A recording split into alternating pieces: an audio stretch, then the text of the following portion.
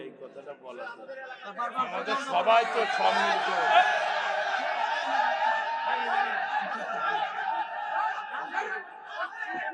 বসেন বসেন বসেন। আমি তো এনএস আওয়ামী লীগ বিএনপি জামাতের কথা বলতে আসিনি, আসছি আমি বোঝানোর জন্য যে কথাগুলো বলছি উদাহরণ দিতে চেয়ে। আচ্ছা আমি বলি, এই দেশে ভারতে প্রচার হচ্ছে যে এই দেশে মুসলমানরা হিন্দুদের নির্যাতন করছে, আর আমি প্রমাণ দিচ্ছি বরং এই দেশে মুসলমান নির্যাতিত হচ্ছে। বলেন ঠিক কিনা? মুসলমান নির্যাতিত হচ্ছে কিনা? আমি তো নির্যাতনের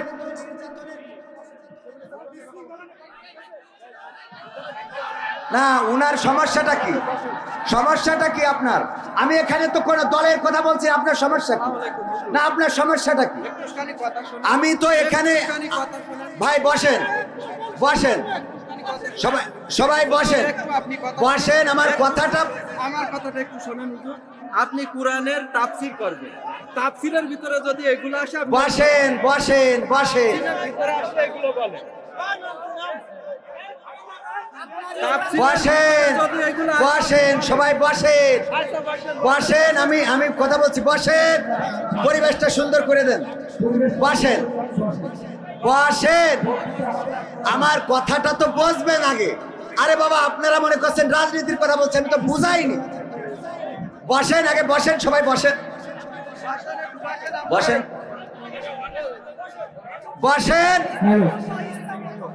সম্মানিত ভাইরা, আমার দিকে একটু লক্ষ্য করে আপনারা বসেন।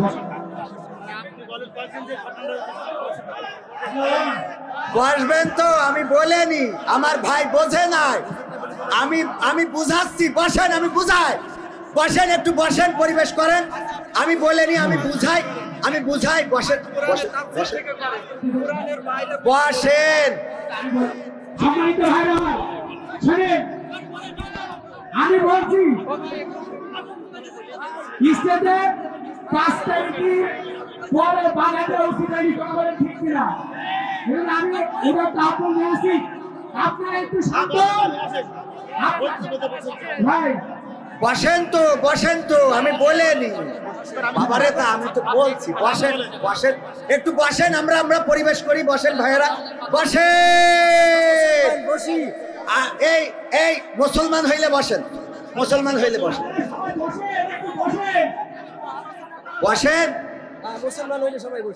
বসেন। আমি বলছি বসেন।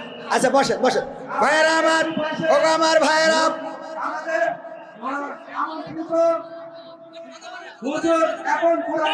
বসেন। কি হবে, বিদ্যাসীকে গান বসেন তো।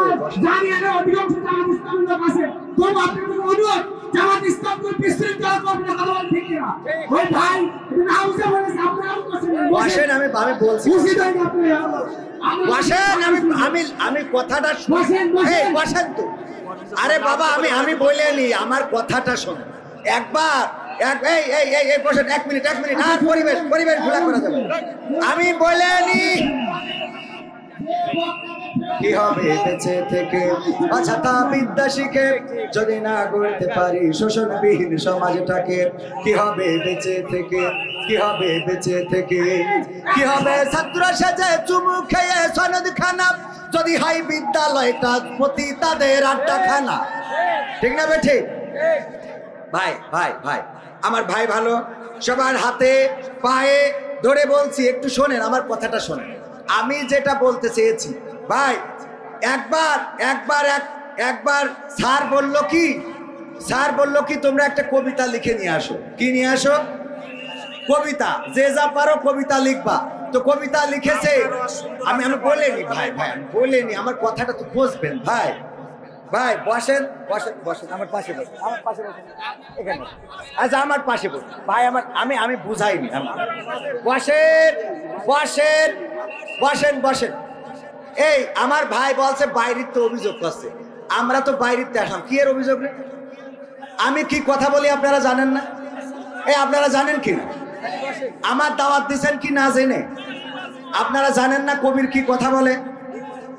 আওয়ামী লীগের আমলেও যে কথাগুলো বলেছি এখনো সেই কথাগুলো বলছি। আওয়ামী লীগের আমলেও আমি ওবায়দুল কাদেরকে ছাড়ি নাই, সুতরাং এখনো ছাড়ার কোনো প্রশ্ন আসে না। যারা পালিয়ে গেছে তাদের আবার কিসের কথা?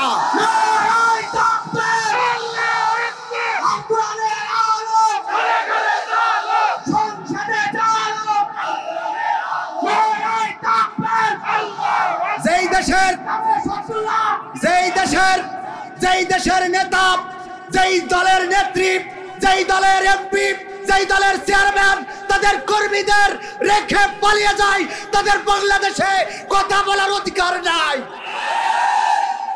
এতগুলো জনগণ, সাধারণ জনগণ যারা নূহ নবীর কিস্তি মনে করে নৌকায় উঠেছিল, আর আপনারা নিজেরা নিরাপত্তার সাথে দাদার দেশে চলে গেলেন, আর জনগণ কুপান খায়। আপনারা কিসের নেতা? কিসের নেতা আপনারা? এই দেশে 300 সংসদ সদস্য পালিয়ে গেল, আর 4 দোকানের বিড়িখোর বলে হুজুর রাজনীতি করা যাবে না। 4 দোকানের গাঞ্জাখোর বলে হুজুর এই কথা চলবে না। তোমার প্রধানমন্ত্রী তো দাদার দেশে চলে গেছে, তুমি কথা বলো। এবার বলি শোনেন, আমি বলতে চেয়েছি, একবার এক টিচার ছাত্রদের বলল তোমরা কবিতা লিখে আনবা। কি লিখে আনবা? কবিতা লিখেছে এক ছাত্র। চোখের জল উঠিয়াছে কপালে। কোথায়? এই চোখের জল উঠিয়াছে কপালে। কোথায় উঠেছে? কথা কয় না, কোথায় উঠেছে? এটা কি কবিতা হইল? চোখের জল কপালে ওঠে? স্যার বলল যে তোমার কবিতা হয় নাই, তুমি 0-তে 0, 100-তে 0, তুমি কিছুই পাবা না। ভাই গোলমাল করেন না ভাইয়েরা আমার, ডাইনে বামে আমার ভাইয়েরা, আপনাদের পায়ে হাত রেখে বলছি, আমার কথাটা আগে বোঝার চেষ্টা করেন। আমার কথাটা আমি বোঝাতে যা চেয়েছি, আপনারা শেষ পর্যন্ত তো জাতি দিলেন না, শেষ পর্যন্ত তো যাইতেই দিলেন না। আমার কথাটা তো বলতে দিবেন, আমার কথাটা তো বলতে দিবেন। ভাইয়েরা আমার শোনেন, আমি আপনাদের দুশ্মন হয়ে তো আসি না, দুশ্মন হয়ে আসছি। আমি যেটা ভাইয়েরা আমার, এই পাশে কোনো কথা হবে না। ভাই আমার কথাটা বলতে দিবেন, না হইলে আমার চলে যাওয়া ছাড়া রাস্তা নাই। আমার কথাটা বলতে দেন, এই পাশে একটু বলতে তো দিবেন। আবারে বিএনপির, জামাতের, জাসদের, বাসদের, হেফাজতের ভাই মুসলমান তো আমরা এখানে মুসলমান কি না? মুসলমান হইলে কোরআনের আদব হলো ওয়াইদা কুরিয়াল কুরআনু ফাসতামিউ লাহু ওয়া আনসিতু লাআল্লাকুম তুরহামুন। যখন কোরআন থেকে বলা হবে তখন চুপ থেকে হৃদয়ের কান দিয়ে শুনতে হবে। কথাটা কার? আল্লাহর কথা যদি মানেন তাইলে চুপ থাকতে হবে, আল্লাহকে না মানলে আমার কিছু বলার নাই। আল্লাহকে মানলে চুপ থাকতে হবে। রাজি আছেন? রাজি আছেন? কারা কারা রাজি দেখতে চায়? নারায়ে তাকবীর, নারায়ে তাকবীর। আল কোরআনের আলো, আল হাদিসের আলো, আমার নেতা তোমার নেতা, নারায়ে তাকবীর। মুসলমান হইলে চুপ থাকবেন, ব্যাস। আমি বলছি, আমি বলিনি, আমার শেষ পর্যন্ত তো যাইতে দেন। আমি বলছি চোখের জল উঠেছে কপালে। স্যার বলল তোমার কবিতা হয় নাই। কেন হয় নাই? চোখের জল তো কপালে ওঠে না। তখন ছাত্র বলতেছে, আমার পরের লাইন হলো, পা দুটো বাঁধা ছিল কদমেরও ডালে। পা দুটো বাঁধা ছিল কোথায়? কদমের ডালে। তাইলে চোখের জল কি কপালে যায় না? যায় না? যায় না? যায় না? তো আমি যেটা বলতে চাইছি সে লাইনই তো আপনারা বুঝলেন না। আমি বলছি এই দেশে আমরা 5 তারিখের পরে কোন হিন্দুকে নির্যাতন এই দেশে হইতে দেখি নাই, কোন মন্দিরে হামলা হইতে দেখি নাই, কোন মুসলমান মন্দিরে পূজা মণ্ডপে হামলা করে নাই। বরং আমার হাফেজে কোরআনেরা, মাদ্রাসার ছাত্ররা, শিক্ষকেরা মন্দির পাহারা দিয়েছে। আর দাদার দেশ থেকে অপপ্রচার হয় এই দেশে সংখ্যালঘু নির্যাতন হচ্ছে। আমি বুঝাতে চেয়েছি শেখ হাসিনা থেকে শুরু করে যত এমপি মন্ত্রী আজকে নির্যাতনে আছে, এগুলো মুসলমান না হিন্দু? তাইলে মুসলমান নির্যাতিত হচ্ছে না হিন্দু নির্যাতিত হচ্ছে? মুসলমান নির্যাতিত। আমি এই কথাটা বুঝাতে যেয়ে আমি এদের নামগুলো বললাম যে যারা অপপ্রচার করে যে হিন্দু নির্যাতিত হচ্ছে, শেখ হাসিনা, ওবায়দুল কাদের, সালমান এফ রহমান, মানিক, ইনু, মেনন, দীপুমণি, তারপরে আরাফাত, ব্যারিস্টার সুমন, সব সারির হিন্দু না মুসলমান? কি মান? কি মান? সবাই বলেন কি মান? এই মুসলমান নির্যাতন হচ্ছে না হিন্দু নির্যাতন হচ্ছে? এই কথাটা বুঝাতে গেলাম, আপনারা রাগ করে বসে থাকলেন কেন? বুঝবেন তো, এই দেশ নিয়ে ষড়যন্ত্র হইলে দাদারা ষড়যন্ত্র করে আমাদের দেশে ইসলামকে নিভানোর জন্যে সব রকম পরিকল্পনা করেছিল। মনে করেন কথা বলে কোরআন হাদিসে যা আছে তাই বলেন, তো পিস টিভি আপনার ইসলামিক টিভি রাখি কোরআন হাদিসের বাইরে চলতো? কথা কয় না, বাইরে চলতো। তো এই টিভিগুলো বন্ধ হলো কেন? আজ পর্যন্ত সেই টিভিগুলো খোলা হলো না কেন? আমার দেশের আলেম ওলামা আমির হামজার মতো একজন নিরীহ ব্যক্তি, সে নাকি তার ওয়াজ শুনে একজন তরবারি নিয়ে সংসদে হামলা করতে গেছে। আমির হামজার পক্ষে কথা বলার দরকার আছে না নাই? আল্লামা মামুনুল হক শাইখুল হাদিস আজিজুল হক রাহিমাহুল্লাহর সন্তান, এই মানুষটাকে কারারুদ্ধ করা হলো, সুজা মানুষটারে কুজা বানিয়ে দেওয়া হলো, তার পক্ষে কথা বলার দরকার আছে না নাই? কোরআনের পাখি দেলোয়ার হুসাইন সাইদি, তিনি কি শুধু জামাত ইসলামের সম্পদ? তিনি আওয়ামী লীগ বিএনপি, আমার ভাইজানও সাইদির ওয়াজ শোনেন, আমার বিশ্বাস। আপনি শোনেন কিনা? আল্লামা সাইদির ওয়াজ শোনেন? তাহলে আপনি যখন সাইদির ওয়াজ শোনেন, এই মানুষটারে যদি কারাগারে রাখে, তাদের বিরুদ্ধে কথা বলার দরকার আছে না নাই? এই মানুষটাকে তো কারাগারে রেখেই ক্ষান্ত হননি, 13টা বছর কারাগারে রাখলেন, আবার সেই মানুষটারে ইনজেকশন পুশ করে শহীদ করলেন। যতগুলো মামলা হয়েছে বলেন এই দেশে কোন সন্ত্রাসীর নামে, কোন জেনাকারের নামে, কোন ধর্ষকের নামে, কোন মাদক সেবীর নামে? আপনার গ্রামে যদি খোঁজেন, সবচেয়ে বেশি নামাজি যে, তাহাজ্জুদ গুজারি যে, দাড়িওয়ালা যে, টুপিওয়ালা যে, তার নামে 5টা 10টা 20টা করে মামলা আছে না নাই? এরা মামলা খাইলো কেন? এদের বিরুদ্ধে মামলা হলো কেন? 16টা বছরে কিছু হইলেই সাথে সাথে বলে দিছেন, কোনো বাক্য ব্যয় ছাড়াই, জামাত শিবিরের কাজ। বলেছে না বলে নাই? আপনারা সরাসরি বলে দিচ্ছেন, ভাই এগুলোর বিরুদ্ধে কথা বলার দরকার আছে না নাই? এখন যদি তত্ত্বাবধায়ক সরকার ইসলামের বিরুদ্ধে কাজ করে, আমরা সোচ্চার হব। আমি ওই যে মন্দিরে হামলা চালাইছে নাটোরে, প্রতিবাদ করেছি না করি নাই? ওরা কি আমার মুসলমান না আমার জামাত ইসলামের লোক? মুসলমানও না, জামাতের লোকও না, ওরা হেফাজতের লোক না, তাবলিকের লোক না। তাইলে কেন কথা বললাম? মন্দিরের বিচার কেন চাইলাম? সেখানে হত্যার বিচার কেন চাইলাম? আবারও সোচ্চার কণ্ঠে বলছি, কোন আওয়ামী লীগের উপরে যদি অন্যায়ভাবে মামলা করা হয়, যদি গ্রামে আওয়ামী লীগ যারা করে তাদের নামে গড়পট্টা মামলা করা হয়, যদি কোনো আওয়ামী লীগকে ধরে নিয়ে অন্যায়ভাবে জেলে ভরা হয়, প্রতিবাদী হিসেবে হুজুরদের আগে পাওয়া যাবে। ঠিক না বেঠে? বিএনপিদের উপরে নির্যাতন হইলে হুজুররা কথা বলবে, কারণ হুজুররা বিএনপি জামাত পরোয়া করে না, তারা মানবতার পক্ষে কথা বলে। কিসের পক্ষে কথা বলে? ভাইয়েরা আমার, সুতরাং আমার কথা যারা ভুল বুঝেছেন, ভুল বুঝাবাদ, এখন আমরা ভালো কথায় আসি। আপনারা শুনতে কি রাজি আছেন? কারা কারা রাজি? আবার হাত দেখতে চাই। নারায়ে তাকবীর, নারায়ে তাকবীর। আল কোরআনের আলোক, আল হাদিসের আলোক, আমার নেতা তোমার নেতা, নারায়ে তাকবীর। আমি প্রথমে যে আয়াতে কারিমা তেলাওয়াত করেছিলাম, পবিত্র কোরআনের সূরা আল ইমরানের 102 নম্বর আয়াত, 3 নম্বর সূরার 102 নম্বর আয়াত। আল্লাহ বললেন, ইয়া আইয়ুহাল্লাযীনা আমানু তাকুল্লাহ হাক্কা তুকাতিহি ওয়া লা তামুতুন্না ইল্লা ওয়া আনতুম মুসলিমুন। আল্লাহ বললেন, ওগো ঈমানদারেরা, তোমরা আল্লাহকে ভয় করো যেমন করে তাকে ভয় করা উচিত, আর ততক্ষণ পর্যন্ত মৃত্যুবরণ করো না যতক্ষণ পর্যন্ত না তোমরা পূর্ণ মুসলমান হতে পারো। কথাটা কার? কথাটা কার? আল্লাহ আমাদের মুসলমানদেরকে ডেকে বললেন, ওগো ঈমানদারেরা, তোমরা এমন কোনো কথা বলো না, তোমরা আল্লাহকে ভয় করো। ভাইয়েরা আমার ভাইয়েরা, আমার সোনা ভাই, একটু কথা বলার পরিবেশ দিতে হবে। সোনা ভাই আমার, শোনা ভাই আমার ভাইজান আমার আমানত, আমার ভাই আমার আমানত। ভাই বোঝে নাই, একটা কথা বলেছে, ভাই কথা বলবেন, আমি ছেড়ে দেওয়ার পর আপনি কথা বলবেন। ভাই এখানে কথা বুঝতে হবে। আমরা যখন, আমি আগেই বলেছি, মুসা আলাইহিস সালামের ঘটনা বলতে গেলে অটোমেটিক নমরুদের, ফিরাউনের কথা আসে না? আসে না? বর্তমান সময়ে কষ্টের কথা, ভাই যে রাজনীতি করে, যদি ওই কথা বলতে যায় তাহলে হঠাৎ করেই বলবে জামাতের অমুক আমার একদিন বাড়ি দিছিল। কথার কথা, সে বিএনপি করুক, জামাত করুক, যাই করুক, কথার কথা। আমি উদাহরণ দিচ্ছি, ধরেন আপনি অপোজিটের একটা কথা চলে আসবে, এটা অস্বাভাবিক কিছু না। ভাইয়েরা আমার, আপনারা পরিবেশ করে দেন। আমার সোনা ভাই, আমার ভাইজান যেটা বলেছে ভালোর জন্য বলেছে। কিসের জন্য বলেছে? ভালোর জন্য বলেছে। হয়তো উনি এটা বলাটা উনি আবার সিরকুট দিয়ে সুন্দর করে বলতে পারতো। এই জায়গায় মাহফিলটার পরিবেশ নষ্ট করা যাবে না। রঙিনে পৃথিবী ছাড়িতে হইবে, সাধের দেহ মাটিতে খাইবে, শূন্য হবে জিন্দেগানি, কার লাগিয়া এত মায়া এত চোখের পানি রে মন, কার লাগিয়া এত মায়া এত চোখের পানি। ঠিক না? ঠিক না?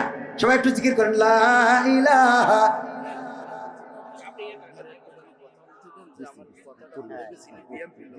আমি এটা বলা ভাই বলবেন, ভাই বলবেন লা ইলাহা।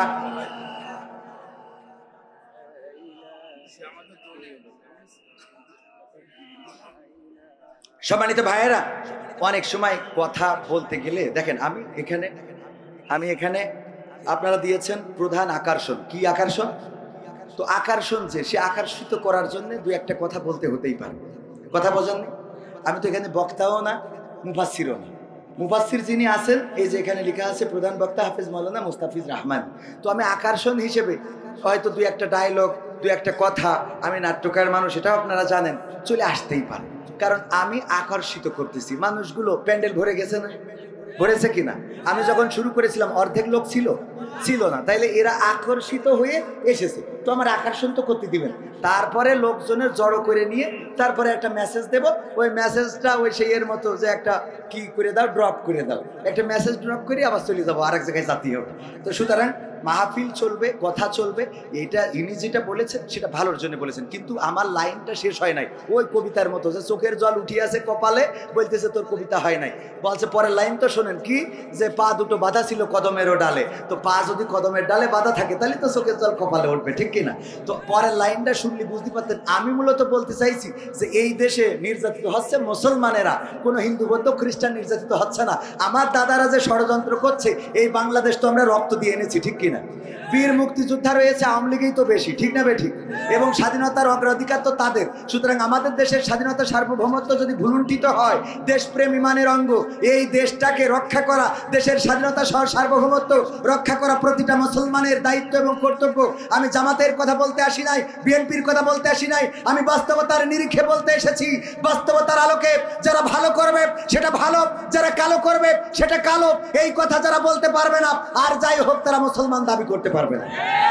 আমি আমার প্রতিবাদের মধ্যে এক মাদ্রাসার মুহতামিম হিল্লা বিয়ে করে সে মসজিদের সিঁড়ির পাটাতনে আকাম করেছে, তার বিরুদ্ধে প্রতিবাদ জানাইছি না জানাই নাই? এই লোকটা তো একজন মাওলানা মানুষ, আলেম মানুষ, তার বিরুদ্ধে বললাম, তো আপনি তো কথা বললেন না, ঠিক না? তার মানে আমার কথা কোনো দলের বিরুদ্ধে না, আমার বিরুদ্ধেও আমি বলেছি। আমি কি বলেছি? আমার অপরাধ যদি পৃথিবীর মানুষ জানতো তাইলে আমারে কথা বলতে দিত না।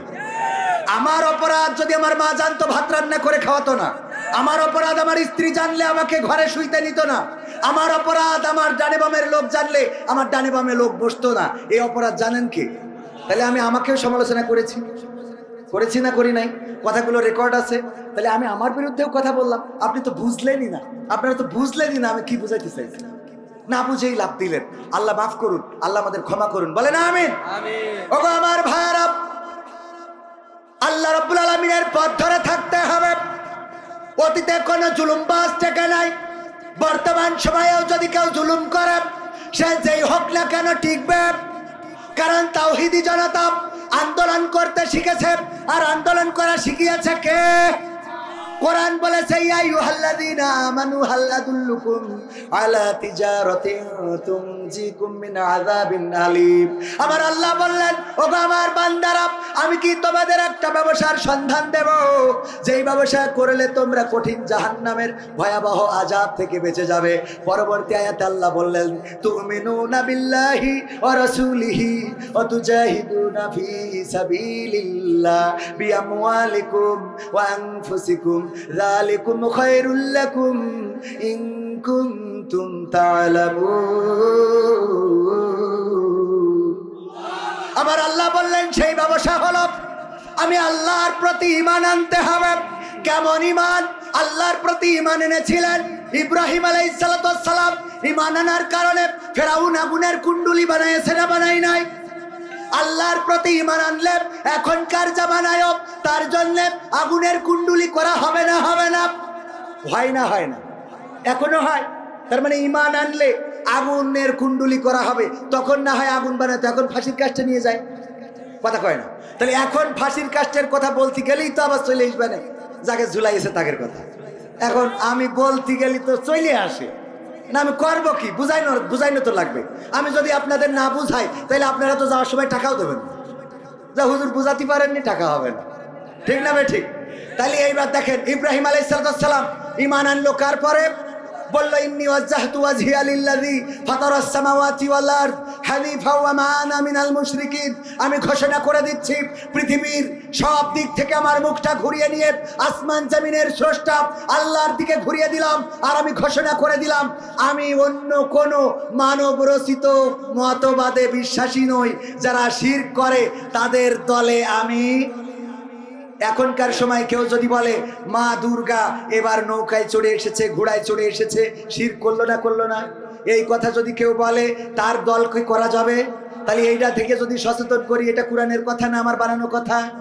ইব্রাহিম আলাইহিস সালাম বললেন যে আমি মুশরিকদের অন্তর্ভুক্ত নই। আল্লাহর কথাটা পছন্দ হলো, কোরআনে দিয়ে দিল। এখনকার সময়েও যদি কেউ মুশরিকের অনুসরণ করে, মুশরিকদের পক্ষে চলে, তাহলে বুঝে নিতে হবে তার অনুসরণকারী যারা, তারাই আল্লাহর বিপক্ষের দল। তারা কিসের দল? আল্লাহর বিপক্ষের দল। আর তারা চাই কি? ওই যে ইব্রাহিমকে যেমন আগুনের কুণ্ডুলি বানানো হলো, সেই আগুনে ফেলানো হলো। আগুনে ফেলানোর আগ পর্যন্ত ইব্রাহিম আলাইহিস সালাম কি ভড়কে গেছিলেন? আপনারা বাধা দিয়েছেন, আমি ভড়কে গেছি। ভড়কানোর তো কিছু নাই। কেন জানেন? একবার ওই আমার বাইজিদ ভাই, গরু ভাইজানের নাম বাবুল আক্তার, আমার বাবুল আক্তার ভাই গরু আপনাদের এই যে কাটাকে কি মাঠ, এখানে পতেঙ্গালির মাঠ, এই পাশে হালসার মাঠ, নারাঙ্গালির মাঠ, নারাঙ্গালির মাঠে একটা গরু ছেড়ে দিয়ে এসেছে যে গরু তুই ইচ্ছা মতো ঘাস খা, খেয়ে তারপরে বাড়ি এসে। কিন্তু গরু ঘাস খাওয়ার মধ্যেই উনি চলে এসেছে। হঠাৎ করে পাশে ছিল একটা বন, বন থেকে বাঘ বের হয়ে করেছে তাড়া ধরার জন্য। তো গরুকে যখন তাড়া করেছে, গরু দৌড়ানে দিয়েছে। তো বাঘের সাথে কি গরু দৌড়ায় পারবে? পারবে? গরু দৌড়ায়, বাঘও দৌড়ায়। গরু চিন্তা করলে এর সাথে তো পারবো না। পাশে আজকে বৃষ্টি হয়েছে, নরম কাদাওয়ালা ক্ষেত একটা তৈরি হয়েছে। চিন্তা করলো যে আমি এই কাদার মধ্যে ঝাঁপ দিই, তাইলে বাঘ আমারে আর ধরতে পারবে না, আমি কাদার মধ্যে লাফ দেবো বুদ্ধি করে। তো কাদার মধ্যে দিয়েছে লাফ, গরুর 4 হাত পা কাদার মধ্যে গেড়ে গেছে। যাওয়ার পরে বাঘও ওর ধরার জন্য লাফ দিয়েছে। বাঘের গতি ছিল গরুর থেকে গতি বেশি না কম? বাঘ লাফ দেওয়ার পরে 3 হাত সামনে যেয়ে পড়েছে। কয় হাত সামনে? বাঘেরও 4 হাত পা একসাথে কাদার মধ্যে আটকে গেছে। কিছু কাদা আছে দেখবেন ছাড়াইতে চাইলে জড়াই ধরে, আছে না নাই? চোরাবালিতে আপনি যত উদ্ধার হইতে চান তত ডেবে যাবেন, এটাই হলো চোরাবালির বৈশিষ্ট্য। তো বাঘ কাদা থেকে যত উঠতে চায় তত আটকে যায়। গরু কোনো টেনশন ছাড়াই ও একেবারে 4 হাত পা গেড়ি দিয়ে জাবর কাটাচ্ছে। বাঘ বলতেছে এই গরু তুই তো আসলেই গরু। বলছে কে ভাই, কি হয়েছে? কি হয়েছে বোঝো না? দুধু খাও, দুধু খাও, সানডে মন্ডে ক্লোজ করে দিব, খালি একটু বের হইতে দাও। গরু বলছে ভাই এত রাগ করছেন, কি সমস্যা কি? এই সমস্যা কি মানে? তোরে যদি আমি ধরতাম তাইলে তোরে খাতাম, খেয়ে আমি বাঁচতাম, ঠিক আছে। তুই যদি দৌড়ায় পালাইয়ে যাতিস তাও অন্তত তুইও বেঁচে যাতিস, আমিও বেঁচে যেতাম। কিন্তু কাজটা করলি কি? কাদার মধ্যে লাভ দিয়েছিস, যে কাদাতে বের হওয়া যায় না। এখন তুইও মরবি, আমিও মরবি। কয় তাতে কি ভাই? কয় দেখ গরু কয় কি, তাতে কি? কয় আচ্ছা ঠিক আছে, তাতে কিছু না। আমার দুঃখ হলো যে এই বিপদের মধ্যে তুই জাবর কাটাস কই না আন্দাজে, এই দেখো জাবর কাটাস কই না আন্দাজে। গরু বলতেছে ভাই শোনো, আমি তোমারে বুঝাই, তুমি তো বনে থাকো, বোঝো না। আমার একটা মালিক আছে, মালিকের নাম বাবুল আক্তার। সে মাহফিলে গেছে, ওই মাহফিলে থাকার কারণে আমার এখনো নিতে আসতে পারে না। আর তুমি আমারে দিয়েছো, আমারে ধরার জন্য দৌড়ানি দিয়েছো, আমারে তাড়া করেছো, পিছু নিয়েছো। আমারে যখন দৌড়ানি দিলে গো, আমি জানি তোমার সাথে পারবো না। আমি কাদার মধ্যে লাফ দিলাম। কাদার মধ্যে লাফ দেওয়ার পরে আমি জানি এখানে আটকে যাব, আর তুমিও লাফ দিবা, তুমিও আটকে যাবা। এই আটকে যাওয়ার পরে আমার একজন মালিক আছে, ওই মালিক বাড়িতে ফিরে গোল ঘরে যখন আমারে পাবে না, তখন আমার খোঁজার জন্য মাঠে আসবে না? আসবে না? মালিক মাঠে যাবে না? যাবে না? আর তাই তারা বাতিলের কাছে মাথা নত করে না। তারা জানে মৃত্যুর পরে আল্লাহ রাব্বুল আলামিন আছে, মৃত্যুর আগেও আল্লাহ রাব্বুল আলামিন আছে। যদি কেউ ঘর থেকে ডাক দেয় আল্লাহ শোনেন, যদি কেউ পানির পাতাল থেকে ডাক দেয় আল্লাহ শোনেন, যদি কেউ ফাঁকা মাঠ থেকে ডাক দেয় আল্লাহ শোনেন, যদি কেউ রাতের অন্ধকারে ডাক দেয় আল্লাহ শোনেন, যদি কেউ বিপদে পড়ে ডাক দেয় আল্লাহ শোনেন, যদি কেউ সুখে থাকার পরে ডাক দেয় তাও আল্লাহ শোনে না, শোনে না। সুতরাং যারা আল্লাহর পথে বলে দেয় ইন্না সলাতি ওয়া নুসুকি ওয়া মাহইয়ায়া ওয়া মামাতি লিল্লাহি রাব্বিল আলামিন, নিশ্চয় আমার কুরবানি, আমার সালাত, আমার জীবন, আমার মরণ সব বিশ্ব প্রতিপালক আল্লাহর জন্য, তার আর কোনো ভয় থাকে? তার আর কোনো ভয় থাকে? ইব্রাহিম আলাইহিস সালামকে আগুনে ফেলা হবে, আগুনের কুণ্ডলি করা হয়ে গেল, আগুন প্রস্তুত হয়ে গেল। ইব্রাহিম আলাইহিস সালামকে ওই আগুনে ফেলার জন্য চড়ক গাছ, এখনকার সময়ে বলে ক্রেন, সেই ক্রেনে চড়ানো হলো। নিজের বাবাও রশি টানা শুরু করে দিল, এই রশি টেনে কবরের ওই আগুনের মধ্যে ফেলবে। ইব্রাহিম আলাইহিস সালাম ফেরাউন নমরুদকে বলল, ওগো নমরুদ, তুমি আমার আব্বা লাগো, বাঁচাও। কথা কয় না, বলেছে এই কথা? বলেছে? নমরুদকে আব্বা ডেকেছে, নমরুদকে বলেছে আমার ক্ষমতা দাও, আমি আর কোনো কথা বলবো না, আজকে থেকে এই পর্যন্ত চুপ হয়ে গেলাম, বলেছে? বরং বলে নাই, কি করেছে? ফেরেশতা এসেছে ইব্রাহিম আলাইহিস সালামকে সহযোগিতা করার জন্য। আল্লাহর নবী ইব্রাহিম বললেন, তোমরা এসেছো আমাকে সহযোগিতা করতে, আল্লাহ পাঠিয়েছে নাকি নিজে থেকে? বলল, আল্লাহর কাছে অনুমতি প্রার্থনা করেছিলাম। আল্লাহ বলল, যাও, তবে শুনবা আমার ইব্রাহিম সাহায্য চাই কিনা। আমরা এসেছি, আপনি অনুমতি দিলে সাহায্য করব। ইব্রাহিম আলাইহিস সালাম বললেন, ফিরে যাও আল্লাহর কাছে। কেন? কারণ তোমরা আমার খবর যতটুকু না রাখো তার থেকে বেশি রাখেন কে? ঈমানটা বুঝতে পেরেছেন? তার থেকে বেশি রাখেন কে? আল্লাহর নবী ইউনূস আলাইহিস সালাম যখন মাছের পেটের মধ্যে চলে গেলেন, তখন ডাকলেন কাকে? আল্লাহকে। ডাকার পরে আল্লাহ রাব্বুল আলামিন তার ডাকে সাড়া দিয়ে বললেন, ওগো ইউনূস, তুমি যখন ডেকেছো রাতের অন্ধকার, পানির অন্ধকার আর মাছের পেটের অন্ধকার, অন্ধকার কয়টা? কয়টা অন্ধকার? তিনটা। এক রাতের অন্ধকার, দুই মাছের পেটের অন্ধকার, তিন পানির অন্ধকার। এই অন্ধকার থেকে ডাকলেন কাকে? আল্লাহ বললেন, ওগো ইউনূস, তুমি যখন আমাকে ডেকেছো, তোমার দলের লোক শোনে নাই, তোমার বাবা শোনে নাই, তোমার মা শোনে নাই, তোমার গ্রামবাসী শোনে নাই, তোমার আপন স্বজন শোনে নাই। ওই পানির মধ্য থেকে, মাছের পেটের মধ্য থেকে যখন আমাকে ডাক দিয়েছো রে, আমি আল্লাহর শাজিম থেকে তোমার ডাক শুনে সাড়া দিলাম। আমি মাছের পেটের মধ্যে যন্ত্রণা বাড়িয়ে দিলাম, আর মাছ তোমাকে উগরে দিয়ে তোমাকে আবার যেই জায়গা থেকে নিল সেই জায়গায়, নিরাপদ জায়গায় তোমারে রেখে চলে গেল। সবাই জোরে জোরে বলেন সুবহানাল্লাহ, জোরে বলেন সুবহানাল্লাহ। সুতরাং আল্লাহর পথে যারা থাকে তাদের ভয় নাই, তারা মৃত্যুকে হাসি মুখে বরণ করে। তারা জানে এই জীবন আল্লাহর জন্য, মরণ আল্লাহর জন্য। আল্লাহ চাইলে আল্লাহর দেওয়া জীবন সাথে সাথে বুঝে দেব, ঠিক না? ঠিক। জীবন কার? ক্ষমতার বাড়াবাড়ি চলে? চলে।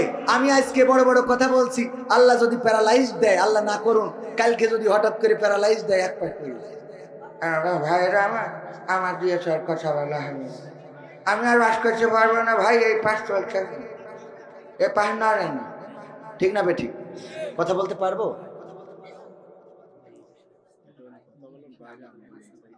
হ্যাঁ, আমি বলছি একটু কথা বলাবো ভাইজানকে, আমি বলাবো। ও বাইরে সমস্যা করার দরকার নেই ভাইজান। শোনেন, আমি আমি আমি বলি ভাই, আমরা ইসলাম এমন আদর্শের নয় যে আপনি উগ্রতা দিয়ে, ক্ষিপ্রতা দিয়ে মানুষকে ক্ষতিগ্রস্ত করবেন।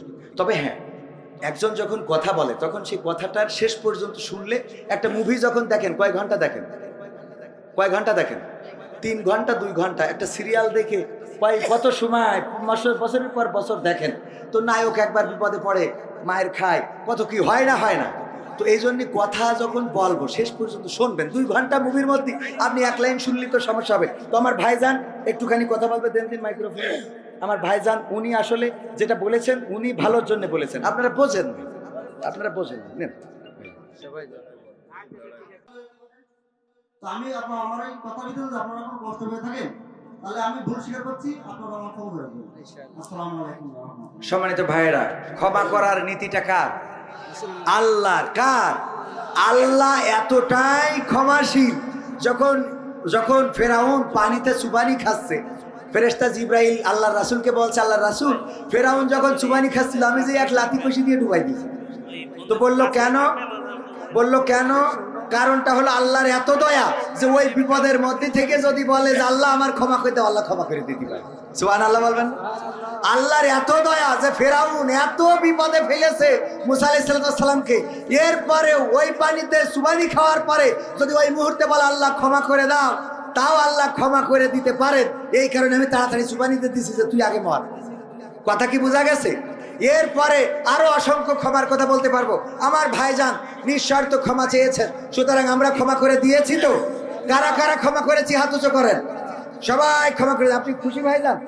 আমি বিশ্বাস করি আমার ভাইকে এরপরে, আমার বাবুল আক্তার ভাই, তো বাবুল আক্তার ভাইকে এরপরে একজনও কোনো কথা বলবেন না। ভাইরা আমার, উনি বিএনপির রাজনীতি করেন, হতে পারে আওয়ামী লীগের রাজনীতি করেন, হতে পারে, আমি কোনো রাজনীতির জন্য বলি নাই, আমি এটা বোঝানোর জন্য বলেছি। বর্তমান সমাজ ব্যবস্থার আলোকে কথা বলতেই হয়, বোঝানোর জন্য হলেও বলতেই হয়। আমার শান্তর বুকে গুলি করা হয়েছে, আমার মুগ্ধ, আমার আবু সাইদ ছাত্র মানুষ, তার বুকে গুলি করা হয়েছে। আমি যদি প্রতিবাদ না করি আমার বাংলাদেশের মানুষই না। আমি মানুষ, আমি মানুষ না। আর তার বুকের এই গুলি যদি আপনার বুকে ব্যথার সৃষ্টি না করে, তাহলে আপনিও মানুষ না, আপনিও মানুষ না। আপনাকে এটা বুঝতে হবে ভাই। আমি চাইবো না অন্যায়ভাবে কেউ কোনো কিছু করুক। ভাইয়ের আমার, আমি যে কথা বলছিলাম সূরা সফের, আল্লাহ বললেন ব্যবসার কথা বলে কি বললেন? তুমিনুনা বিল্লাহি ওয়া রাসূলিহি ওয়া তুজাহিদুনা ফি সাবিলিল্লাহ। জিহাদ করতে হবে কার রাস্তায়? জিহাদ করতে হবে কার রাস্তায়? এই জিহাদটা কি যে তাহাজ্জুদ পড়ে ও তাহাজ্জুদ থেকে বের করে আনতে হবে, বরং যে নামাজ পড়ে না তার নামাজের দিকে ঢুকাতে হবে। ঠিক না বে ঠিক? যে রোজা রাখে না তার রোজা রাখতে হবে, যে অন্যায় করে অন্যায় থেকে ফিরাতে হবে, যে পরকিয়া করে পরকিয়া থেকে থামাতে হবে, যে ধর্ষণ করে ধর্ষণ থেকে থামাতে হবে। ওগো আমার ভাইয়েরা, এর নাম কি? চেয়ারম্যান যদি তিরানের চাইল মেরে খায়, প্রতিবাদ করার দরকার আছে না নাই? এর নাম কি? সবচেয়ে বড় জিহাদ হলো, সবচেয়ে বড় জিহাদ হলো আল্লাহ রাসূল বলেছেন নফসের সাথে জিহাদ। আর এরপরে আরো একটা জিহাদ আছে, সেটা হলো ক্ষমতাধর ব্যক্তির বিরুদ্ধে সোচ্চার কণ্ঠে কথা বলাও জিহাদ। কথা মনে থাকবে? সোচ্চার কণ্ঠ নিয়ে কথা বলতে হবে, বাতিলের বিরুদ্ধে কথা বলতে হবে, জুলুমের বিরুদ্ধে কথা বলতে হবে। আমি বরাবর বলছি, অন্যায়ভাবে যদি কোনো নাস্তিকের উপরেও হামলা করা হয়, আমি কবির বিন সামাদ তার বিরুদ্ধে দাঁড়াবো। মুসলমানে মুসলমানে দ্বন্দ্ব করা চলবে না, সীসা ঢালা প্রাচীর হবে কখনো তা টলবে না। মুসলমানে মুসলমানে দ্বন্দ্ব করা চলবে না, সীসা ঢালা প্রাচীর হবে কখনো তা টলবে না। মুসলমানে মুসলমানে দ্বন্দ্ব করা চলবে না, সীসা ঢালা প্রাচীর হবে কখনো তা টলবে না।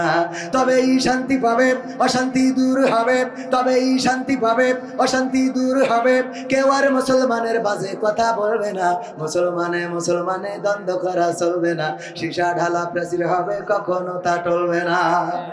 কে আমি, কে বিএনপি, কে জামাত ইসলাম, এটা আমাদের নয় পরিচয়, মুসলিম মোর নাম। কে আমি, কে বিএনপি, কে জামাত ইসলাম, এটা আমাদের নয় পরিচয়, মুসলিম মোর নাম। এ কথা মানলে পরে শান্তি আসবে ঘরে, এ কথা মানলে পরে শান্তি আসবে ঘরে।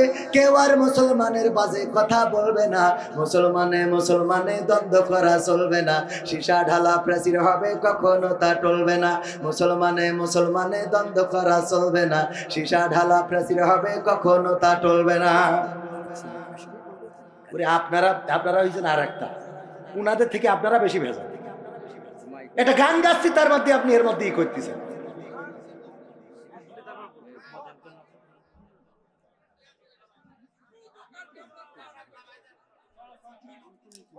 কাঠি প্রথম করেছেন আপনি, আপনি কেন হুজুর মানুষ প্রথমে হেদায়েতের ওয়াজ করেন, তা আমি হেদায়েতের বাইরে কোন ওয়াজ করতেছি কেন? হেদায়েত শিখান আমারে, হ্যাঁ? প্রথম কাটি করেছে কিন্তু উনি, আপনারা ফাফা এরপরে খেপেছেন। এর মুখে দাড়ি নাই তো এই জন্য খেপেছেন বেশি। দাড়ি থাকলেই মনে করেন পরহেজগার। প্রথম কাটি করেছেন কিন্তু উনি। ভাইয়েরা আমার, আল্লাহর জন্য নিবেদিত প্রাণ হতে রাজি আছি না নাই? রাজি আছি কিনা? কারা কারা রাজি দেখতে চায়? নারায়ে তাকবীর, নারায়ে তাকবীর। যদি নিবেদিত প্রাণ হন, বাম হাত নামান, ডাইন হাতটা উঁচু রাখেন। সবাই উঁচু করেছেন, করেছেন, মুট করেন, মুট করেন, আবার খোলেন, মুট করেন, আবার খোলেন, সুন্দর দেখা যাচ্ছে আলহামদুলিল্লাহ। এবার মুট করেন। এই আমার ক্যামেরা পার্সন কই? ক্যামেরা পার্সন এই যে এই মুট, আমি এই মুঠের মধ্যে কি ঢুকালাম? আপনাদের মুঠের মধ্যে এইভাবে না ঢুকাইতে পারলে নিজের পকেটে না থাকলে পাশেটাই ঢুকান, তাড়াতাড়ি 1 মিনিটের মধ্যে ঢুকান। আমি ব্যক্তিগতভাবে 500 টাকা যুবকদের জন্য দিলাম। এখন যুবকরা ভিতরে যাবে, আগে নগদ টাকা দিয়ে দেন, তারপরে বাকিটা হচ্ছে নেন। প্রধান অতিথি দেবে, আগে আমার ভাইয়েরা দিয়ে নিক। সবাই নিবেদিত প্রাণ না, মুঠ নিজের পকেটে না থাকলে পাশেটাই ঢুকান। ওরও উপকার করে দেন, একটু দেবে না কেন? তাড়াতাড়ি চান চান শিগগিরই। কই যুবকেরা কই? স্বেচ্ছাসেবক এক্ষুন আগে যান, তারপরে আগে আমার ভাইদের নিয়ে নি, কারণ এরা আবার বাদাম খাতে চলে যাবে। ও আমি বুঝি তো, টাকার কথা কলি কবেন, চলো বাদাম খেয়ে আসি, বসেন, কেউ নড়বেন না। এখনো আমি যুবকদের সে গান শোনাইনি। তুমি যার লাগে এমডি ভরো, তার তো বাটন ফোন শোনাবো। আজকালকের ছেলেরা বই নিয়ে আর বসে না, ও বাবা গুগলে সার্চ করিয়া পড়ি। শোনাবো ভাইয়েরা আমার যুবকেরা গিয়েছেন এই মাহফিলের জন্য 500, 1000, 2000, 3000, 5000। আমার মা বোনদের মধ্যেও যান, আগে নগদ দান করে দেন, যার যা পকেটে আছে। যুবকদের কেউ মাহরুম করবেন না। আল্লাহর পথে আল্লাহ বলেছেন ওয়াতুজাহিদুনা ফি সাবিলিল্লাহি বিআমওয়ালিকুম ওয়া আনফুসিকুম। আগে মাল দাও, তারপরে জান দাও আল্লাহর পথে জিহাদের জন্য। আমার দাঁড়ানো ভাইয়েরা, আমার যুবকেরা, আমার কিশোরেরা, আমার তরুণেরা, আমার বাজারে থাকা লোকজন, আমার আওয়ামী লীগেরা, আমার বিএনপিরা, জামাতেরা, জাসদেরা, বাসদেরা, হেফাজতেরা, আস্তিকেরা, নাস্তিকেরা, এমনকি হিন্দুরাও যদি টাকা দেয় তাও নেওয়া যায়। এই কোরআনের জন্য, কোরআনের ময়দানের জন্য, কোরআনের মাহফিলের জন্য কেউ মাহরুম হবেন না। অনেকের মা নাই, বাবা নাই, চিরজনমের মতো বিদায় নিয়ে চলে গেছে, অন্ধকার কবরে পাড়ি জমিয়েছেন। ও আমার ভাইয়েরা, মা যদি থাকতো, একটা শাড়ি কিনতে গেলে 1000, 2000 টাকার দরকার ছিল। বাবা যদি থাকতো, একটা লুঙ্গি কিনতে গেলে 500 টাকা লাগতো। 1 কেজি আপেল আঙ্গুর খাওয়াতে গেলে টাকার দরকার ছিল না? ওই মা বাবার নামে, মা বাবার জন্য আল্লাহ যেন কবরে সওয়াব পৌঁছে দেন। আল্লাহ চাইলে পৌঁছে দিতে পারে না। তাছাড়া সাদকায়ে জারিয়া, সন্তান যদি পিতামাতার জন্য দোয়া করে, সন্তান যদি পিতামাতার জন্য হাত তোলে, আল্লাহ কবুল করেন। ও আমার ভাইয়েরা, মায়ের নামে, বাবার নামে, দাদার নামে, দাদির নামে যাদের জন্য দোয়া করা হয় না, দাদার কবরের পাশে দাঁড়াই না, বছরের পর বছর চলে গেল, দাদার কবরের কাছে যায় না। আমার বাবুল আক্তার সাহেব কতদিন হয়ে গেল দাদার কবরের কাছে কি দাঁড়াইছেন?